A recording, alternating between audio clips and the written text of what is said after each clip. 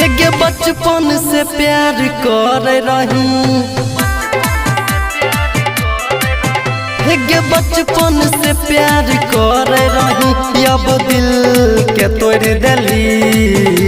पगला के अपन पागल के हाल में छोड़ देली। पगला के अपन पागल के हाल में छोड़ देली। हेगे बचपन से प्यार कर रही, अब दिल के तोड़ देली। पगला के अपन पागल के हाल में छोड़ देली।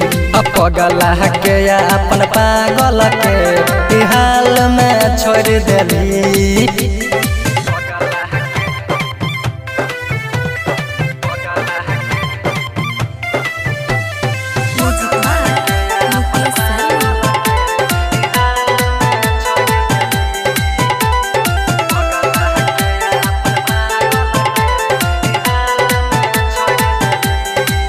हेगे गरीब समझ के हमारा दाई दिली धोखा, अमीर बन के देखाई देती हम दिलही नहीं मौका। हेगे गरीब समझ के हमारा दाई दिली धोखा, अमीर बन के देखाई देती हम दिलही नहीं मौका। हेगे दिलही न मौका।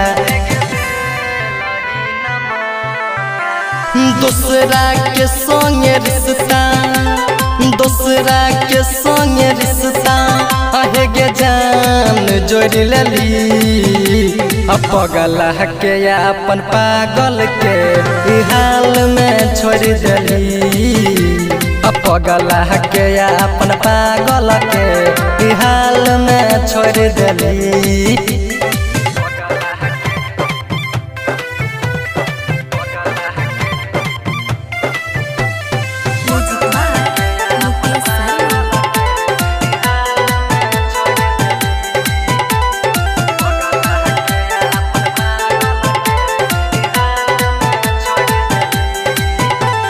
गोपाल अमित के रानी जान के तुम आइली, बादा जे करने रही पगली ओकरा नहीं गेनी भैली।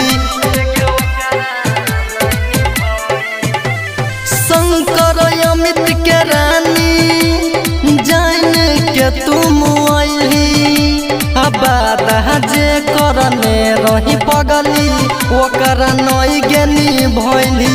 हेगे ओकरा नहीं भैली। गुरु कुमार के बाबू, गुरु कुमार के बाबू दिलवा में दर्द देली। पगला के अपन पागल के हाल में छोड़ देली। पगला के अपन पागल के हाल में छोड़ देली।